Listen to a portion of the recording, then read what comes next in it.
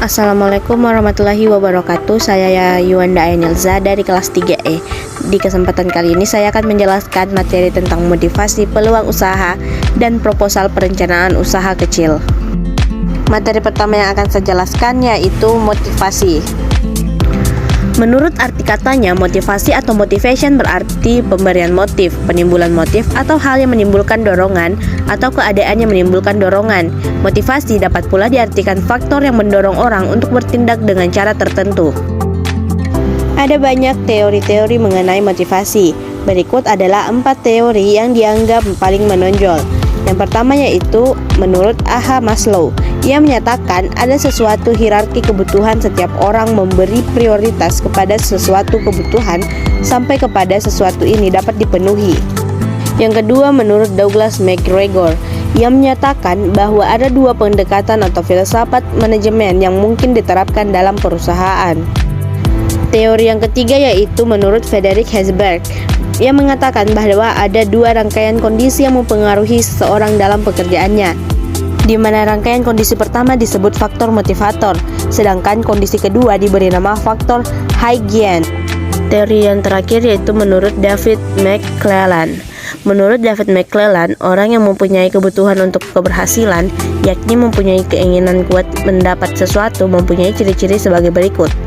Pertama, mereka menentukan tujuan tidak terlalu tinggi dan juga tidak terlalu rendah.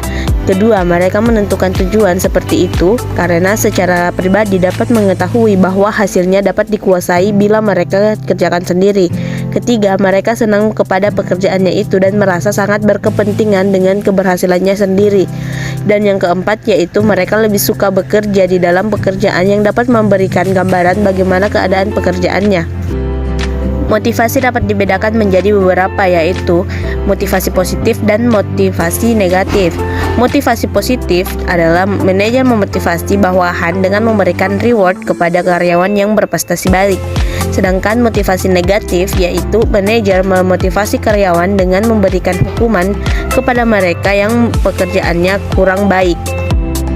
Hudoyo menyebutkan bahwa di dalam motivasi terdapat beberapa sifat motivasi. Yang pertama yaitu motivasi intrinsik, yaitu motif-motif aktif yang tak perlu dirangsang dari luar karena dalam diri individu sudah ada dorongan untuk melakukan aktivitas. Sifat kedua yaitu motivasi ekstrinsik, yaitu motif-motif yang aktif dan berfungsi karena adanya stimulus atau rangsangan dari luar. Misalnya, seorang anak akan melakukan aktivitas belajar dengan baik apabila adanya dorongan dari luar dirinya. Motivasi sebagai psikologis dalam diri seseorang dipengaruhi oleh beberapa faktor, baik yang bersifat internal maupun eksternal. Adapun faktor eksternal atau yang berasal dari luar diri karyawan yang dapat mempengaruhi motivasi tersebut mencakup antara lain: yang pertama, lingkungan kerja yang menyenangkan; yang kedua, kompensasi yang memadai; 3, supervisi yang baik; 4, adanya jaminan pekerjaan; 5, status dan tanggung jawab; dan yang terakhir, peraturan yang fleksibel. Adapun faktor internal atau berasal dari dalam diri yang mempengaruhi pemberian motivasi pada diri seseorang antara lain: yang pertama, keinginan untuk dapat hidup; kedua, keinginan untuk dapat memiliki; 3, keinginan untuk memperoleh penghargaan; 4, keinginan untuk memperoleh pengakuan; dan yang kelima yaitu keinginan untuk berkuasa. Materi yang kedua yaitu tentang peluang usaha. Secara sederhana, pengertian peluang usaha adalah kesempatan yang dimiliki seseorang untuk mencapai tujuan atau keuntungan, uang, kekayaan dengan cara melakukan usaha yang memanfaatkan berbagai sumber daya yang dimiliki.